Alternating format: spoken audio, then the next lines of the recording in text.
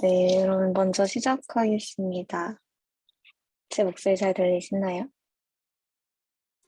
네, 잘 들립니다. 네, 레인넷에 대해서 발표를 하게 되었습니다. 네, 저는 황예진이라고 하고요. 우선 레인넷은 2018년에 발표된 자율주행을 위한 실시간 차량 기반 차선 인지 방법을 딥러닝으로 제안한 논문입니다. 그러면 이제 어떤 논문이지? 네. 네, 그러면 차선 인지가 왜 중요한지 먼저 살펴보겠습니다. 요즘 차를 운전할 때 이제 운전하다가 차선을 넘어가려고 할 때 삐빅 소리가 나면서 이제 차가 가운데로 다시 들어오게 되는 경우가 있는데 이걸 LFA라고 레인 팔로잉 어시스트라고 하는데 ADAS라는 운전자 보조 시스템 중에서 핵심으로 들어가 있는 기능입니다. 이 보조 시스템이 자율주행 레벨 중에서도 요 1레벨 내수준의 자율주행 기능으로 들어가게 됩니다. 때문에 앞으로 자율주행 시대가 오려면 모든 차에 이 차선 중앙 유지 보조 기능이 필요하게 되고 여기에 차선 인지 기술이 꼭 필요하게 됩니다. 네. 그러면 차선 인지는 어떻게 할 수 있을까요? 이제 보통 사람은 눈이 달렸으니까 보면은 이게 차선이구나 하고 알 수 있는데 차는 이제 센서로 모든 데이터를 얻어오게 되다 보니까 차선 정보도 이제 카메라 센서 같은 걸로 이제 불러오게 됩니다. 근데 그 센서 데이터를 어떻게 가공해서 차가 차선이 이렇게 생겼구나를 알 수 있을지에 대해 고민이 필요한데요. 저는 지금도 꽤 복잡한 문제라고 생각을 하고 있습니다. 이제 보통 눈 역할을 기계는 카메라 센서로 대체하다 보니까 이제 차선 같은 경우에도 카메라로 인지하는 논문들이 굉장히 많은데 어, 주로 쓰는 방법 중에는 이제 오픈CV 같은 걸로 그래픽 연산을 하거나 아니면 욜로 같은 걸로 딥러닝 방식을 사용합니다. 이제 레인넷 또한 이제 카메라를 통해 얻은 이미지 데이터로 딥러닝을 통해 차선을 인지하는 방식을 사용하고 있습니다. 네, 다음은 레인넷의 과정인데요. 일단은 IPM이라는 이미지 전처리 과정을 거치고 나서 레인 엣지 프로포절 네트워크라는 네, 어, 네트워크를 통하고 그 다음에 레인 라인 로컬라이제이션 네트워크라는 네, 이 두 가지 네트워크로 레인넷이 진행되게 됩니다. 이제 IPM이라고 하는 거는 이제 왼쪽에 사진을 보시면 보통 차가 전방을 주시했을 때 사진인데 이때는 저희가 사진에 원근법이 들어가 있어서 이제 차선을 직선으로 보기에는 살짝 어려움이 있어서 이거를 탑뷰로 전환을 해주는 게 IPM이라는 과정이 있고요. 이제 네, 레인 엣지 프로포절 네트워크는 이제 레인넷을 크게 두 가지 단계로 나눠서 레인 엣지 프로포절 네트워크랑 레인 라인 로컬라이제이션 네트워크를 통합니다. 여기서 프로포절 네트워크는 픽셀 단위로 이 픽셀이 차선의 엣지 부분인가 아닌가를 이진 분류하는 네트워크고 이 이진 분류한 결과를 가지고 이, 이 픽셀이 차선이구나 하는 거를 수정하게 되는 게 로컬라이제이션 네트워크입니다. 그래서 제가 엔코더랑 디코더라고 써놨는데 이 두 단계 모두 엔코더랑 디코더를 사용하고 저기는 이제 뎁스와이즈 세퍼러블 컨볼루션 레이어가 사용되고 이제 세 번째 네트워크에서는 LSTM이 사용됩니다. 네, IPM 단계는 이렇게 진행이 되는데 저희가 원본 이미지를 이제 새가 날다가 아래를 보는 듯한 탑뷰 이미지로 바꾸고 그 탑뷰 이미지의 연산 과정은 이 행렬을 이미지에다 곱해가지고 이 시야 변환을 하게 됩니다. 대부분의 이제 차선을 인지하거나 이제 뭐라고 해야 될까요? 그 차선에 있는 노면 정보라든지 그런 거를 알려고 보통은 탑뷰로 이미지 변화를 많이 하는 걸로 알고 있습니다. 아이고. 네, 다음은 메인 엣지 프로포즐 네트워크인데요. 이 네트워크는 아까 말씀드렸다시피 픽셀 단위로 이게 차선의 가장자리인지 아닌지를 영역으로 이중 분류하는 네트워크고, 엔코더랑 디코더 이렇게 구성이 되어 있습니다. 옆에 사진을 보시면 오리지널 이미지에서 그 차선을 인지해가지고 차선의 가장자리를 빨간색 라인으로 그려놓은 게 이 네트워크의 결과입니다. 넘어가자면 이제 여기에 그 엔코더 부분에 이 세퍼러블 컨볼루션 레이어랑 이 원바이원 컨볼루션 레이어가 세 개가 쌓여져 있는 걸 볼 수 있는데, 여기서 이제 3x3 세퍼러블 컨볼루션 레이어와 1x1 컨볼루션 레이어가 이제 세퍼러블 레이어에서 일반 컨볼루션 레이어랑 어떻게 다른지를 먼저 살펴보았는데, 일반적인 컨볼루션 레이어와 다르게 세퍼러블 컨볼루션 레이어는 커널을 나눠서 연산을 할 수 있는 특징이 있다고 합니다.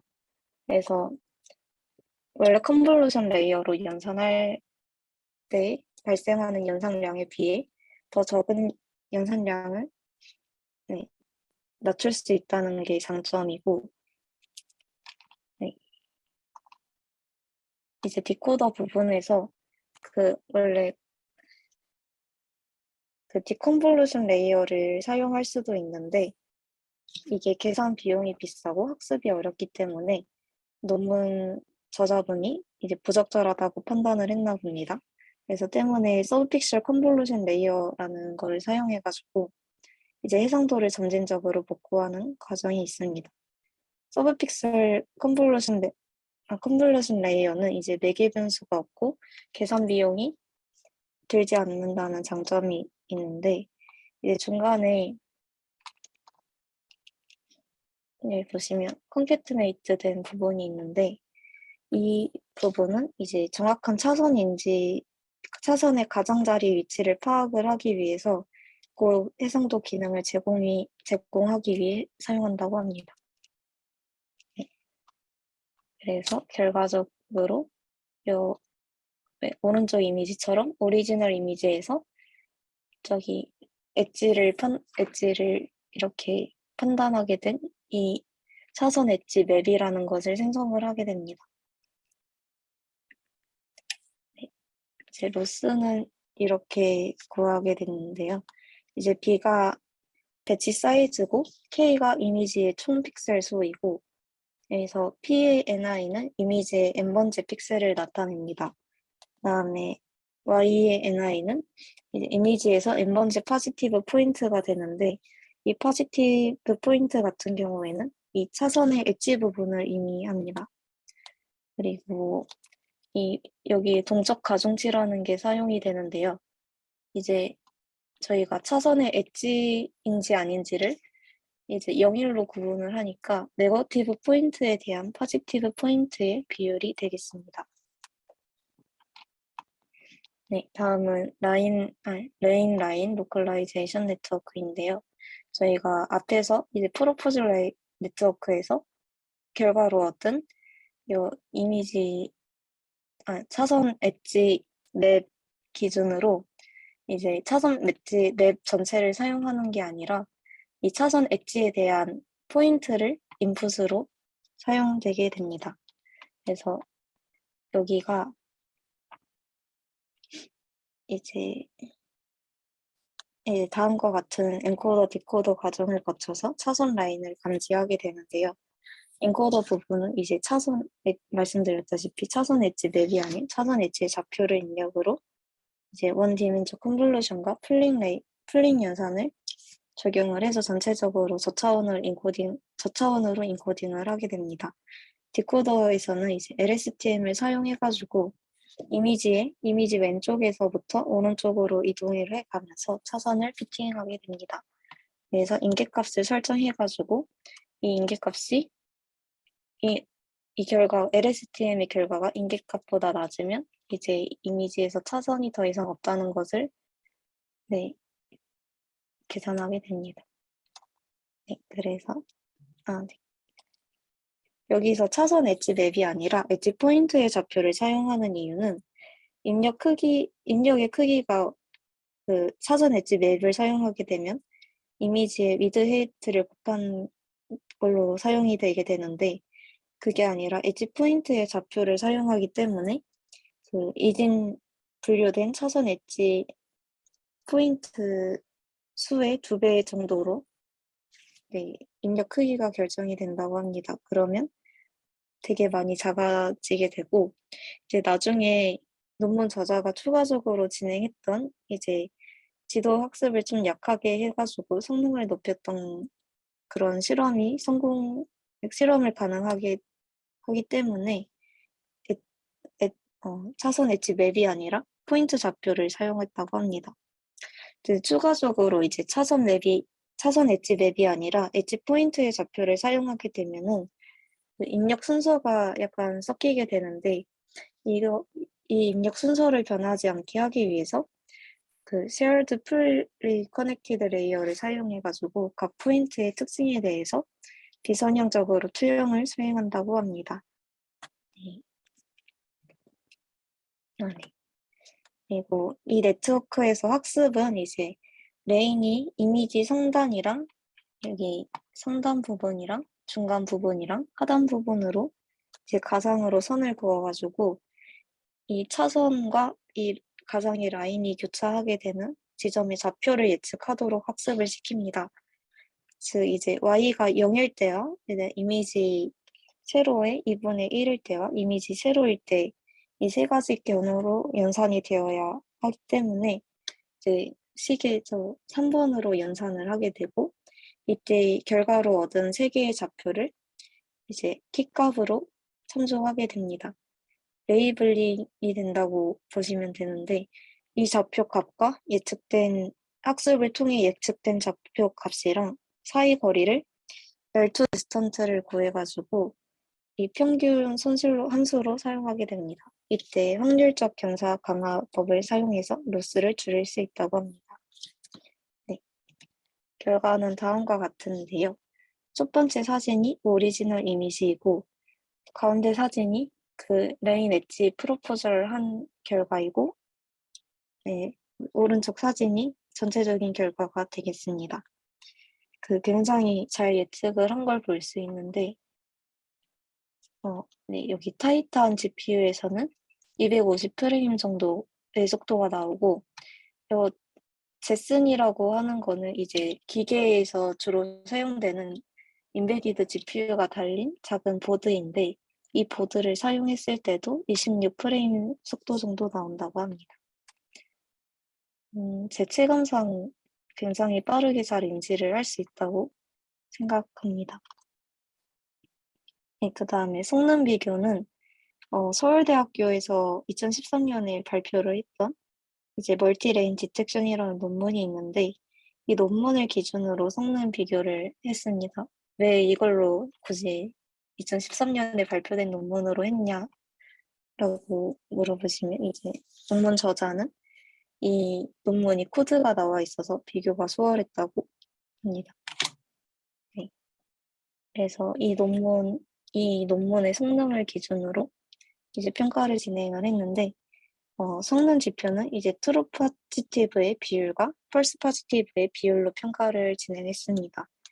차선을 한 번씩만 인지해야 되는데 막 타선으로 이루어진 차선의 경우 막 여러 번 차선으로 인지하게 되면은 펄스 포지티브의 비율이 높아지고 그다음에 한 차선으로 분할된 차선을 감지하게 되면은 트루 포지티브 비율이 네, 낮아진다고 합니다. 이제 첫 번째가 이 성능에 대한 비교인데 그 서울대학교에서 발표한 논문보다 이제 어려운 레인이 있을 때 트루 포지티브 비율이 높고 펄스 포지티브 비율이 낮은 걸 확인할 수 있습니다. 그리고 두 번째 테이블 같은 경우에는 아까도 말씀드렸다시피 이 논문 저자가 이제 성능 개선에 대한 추가 실험을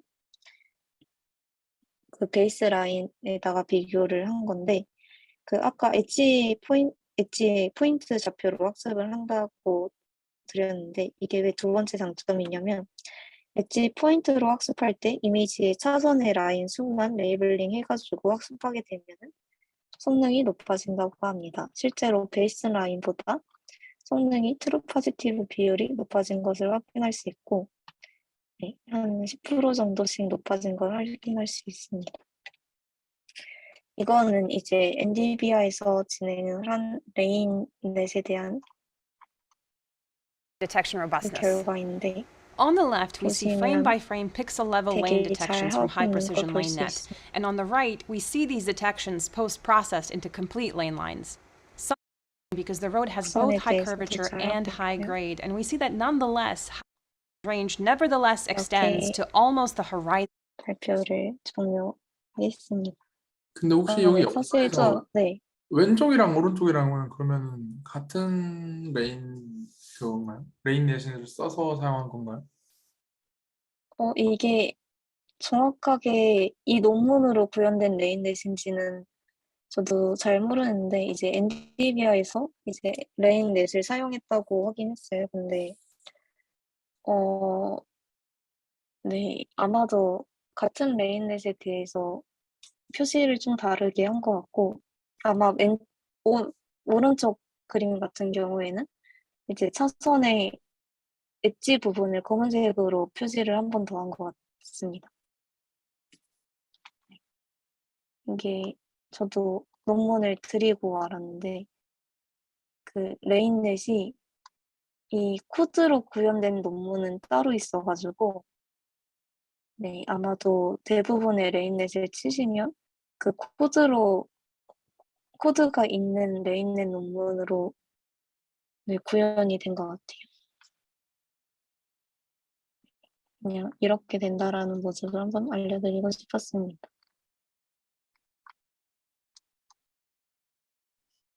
예진님이 지금 관심 있어 하는 비전 분야가 이러한 레인 디텍션이에요? 관심을 약간 이런 거에 관심이 있긴 한데 이 논문 같은 경우에는 제가 대회를 차선 인지를 해야 되기 때문에 찾아봤던 논문이고 네, 개인적으로는 네, 네. 카메라랑 라이다 센서 퓨전에 대해서 관심이 있기 때문에 근데 이게 네, 실시간으로 이렇게 이루어져야 되잖아요. 네 그냥 맞아요. 궁금한 건데 그러면 이렇게 몇 초 단위로 이거를 예측해요? 어, 초 단위는 잘 모르겠고 지금 한 아까도 말씀드렸던 거 그 제슨이라는 보드로 했을 때 25프레임 정도 나온다고 말씀을 드린 것 같은데 그 정도도 굉장히 속도가 잘 나오는 거고 음, 그 이게 고속으로 주행하게 되면은 아무래도 이제 프레임 변경이 좀 빨라져야 이제 실시간으로 대비가 되기 때문에 25 이상은 돼야 되지 않을까라는 생각을 가지고 있습니다. 저희 대회 같은 경우에는 PC가 좋지 않기 때문에 그 정도도 많이 나오는 걸로 알고 있어요. 근데 저는 항상 네. 궁금했던 게 이런 거 보면은 왜 우리 명절에 고속도로 가면은 차가 꽉 막혀 있잖아요. 아, 네네. 그러면은 차선이 우리 운전자 입장에서도 진짜 조금밖에 안 보일 때가 있잖아요. 네네. 그런 것도 그러한 상황에서도 이게 디텍션을 할 수 있나요? 그런 경우는 이제 가상의 차선을 만들어야 돼요.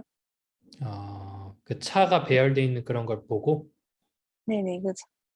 어, 그래서 지금 현재 주행 중인 이 차선이랑 앞으로 어떻게 변할 건지에 대해서 예측을 한다고 알고 있습니다. 음. 그리고 네네. 이게 그러면은 뭐 계속 이렇게 예측을 하면서 가는 거잖아요. 네. 일단 간격을 주기로. 그러면 네. 이러한 거 예측이 다 각각이 독립적이에요? 아, 앞으로의 차선에 대한 거요? 네, 그러니까 예를 들어서 뭐 차선 하나가 뭐 물론 이럴 일이 없겠지만 뭐 잘못 그려져 있을 수도 있고 또는 너무 마모가 심해서 뭐 없어져 있을 수도 있고 막 그러잖아요. 네네. 그랬을 때 그 순간의 예측은 이상해질 수 있는데 그 예측이 다음번 예측 왜냐면 지금 보시면 줄이 쭉 나열돼 있는데 네. 일직선으로 그러니까 제 말은 이게 초 단위로 뭐 예를 들어서 어느 일정 단위로 예측을 하는데 그 예측을 한 것들 각각이 다 독립이어 가지고 잠깐 뭔가 아웃라이어가 발생해도 바로 다음에 예측을 해서 그걸 바로 잡을 수 있는 뭐 그러한 시스템이 있나 좀 궁금했거든요. 혹시 이해되셨을까요? 일단, 네. 네, 일단은, 어, 이제 막 몇 미터 앞까지 이제 한 라인 자체를 그 저희 컴퓨팅 할 때 그리다 보니까 그러니까 가상의 라인을 그리는 알고리즘도 있거든요. 그 라인을 이제 기준으로 이제 차선 감지를 하게 되는 건데 이게 음, 차선이라는 게 사실상 변수가 많다 보니까 뭐 파선 종류도 많고 이제 뭐 이리저리 복잡하게 그려져 있는 것도 많은데 음, 이제 그럴 경우에는 이제 차선이 양쪽에 있으니까 그 다른 선이랑 비교해 가면서 아마 분석이 진행되지 않을까라는 생각을 하고 있습니다. 저도 잘 몰라 가지고 아, 네, 알겠어요. 감사해요. 사실 클러스터링 문제이긴 해요, 그 경우에는. 음, 네, 혹시 더 질문 있으신가요? 8페이지를 보면 컨볼루션을 하잖아요. 잠시만요. 8페이지가 어디죠? 제가 번호를 잘못 써 놔 가지고. 레인지 프로포절 나오는 데서 컨볼루션이 세퍼레이터블 넣는 게 더 효율적이다라는 걸 표현하는 거에서 보면은 이게 그럼 네. RGB로 3채널인 건가요? 네. 그런 걸로 저는 이해를 했는데 그 여기 결과를 보면은 오리지널 이미지가 흑백이더라고요. 그래서 그런 일단은 RGB로 이해를 하긴 했는데 그 부분에 대해서는 저도 잘 모르겠어요. 근데 separable convolution이 뭐예요? 이게 저희가 일반적인 컨볼루션 연산을 하게 되면은 왼쪽처럼 이제 그 막 3 x 3을 하게 되면 이렇게 연산이 되는데 네.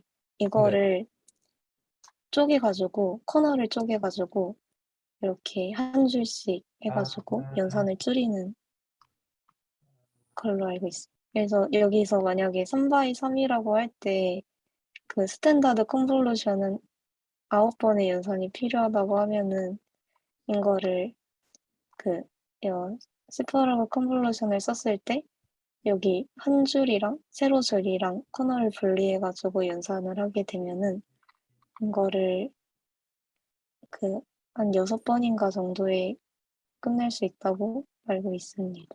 음, 아마 약간 실제 차량에서는 그 곧 약간 비싼 비용을 가지는 연산을 할 수 없다 보니까 연산을 최대한 줄이는 쪽으로 선택을 한 것 같습니다.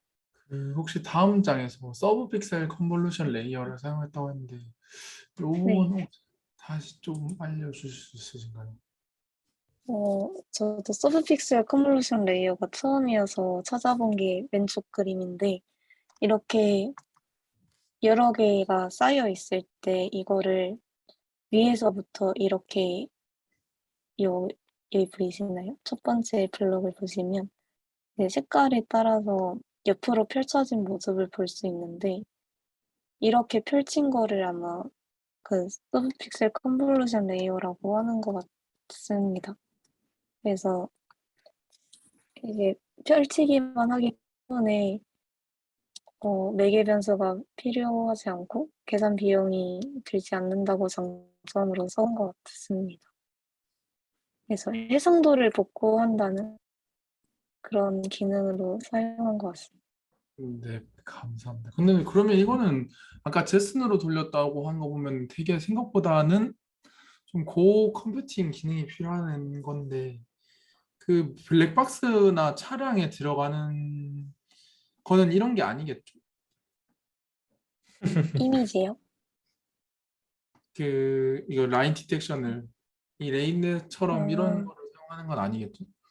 차량에 그렇게 네, 좋은 약간 데가 들어가긴 하는 것 네. 같은데. 블랙박스 같은 거에서 진행은 하지 않고 이게 따로 PC가 필요한 부분입니다. 그쪽에서는 그러면 그거겠네요. 사선을 찾는 그 계산식을 통해서 그렇게 탐지를 하겠죠? 네, 그렇죠. 신기하다. 아, 근데 저는 여전히 자율주행은 못 믿겠어요. 크루즈 모드 안 써보셨어요? 아니, 뭐 친구 테슬라 차 타면은 가끔 뭐 자율주행을 하는 거 있던데, 아, 아직은 좀. 제가 그 실험하면서 그 서울대학교 측에서 그 자율주행 버스를 탑승할 기회를 주셔가지고 타봤는데 자율주행 버스. 진짜 안정적이고 어, 잘 되더라고요. 너무 신기했어요. 근데 진짜 레인을 잘 디텍션한다. 신기하다. 저도 이게 참 신기하네. 레인만 크게 딱 그래서 그니까. 저는 저렇게 뭔가 탑뷰로 보는 건 진짜 처음 봤어요. 저도 진짜 신기했어요. 와, 저렇게 해서 보는구나 싶기도 하고. 사실 여러 가지 방법이 있긴 한데 딥러닝을 쓰는 그 실제 차에서 딥러닝을 쓰는 건 아직 제가 찾질 못해가지고 아마 있겠지만 어딘가는. 그래서 저희 대회에서도 그 허프 변환이라는 이제 선을 그려서 예측을 하는 그런 걸 쓰려고 하고 있어요.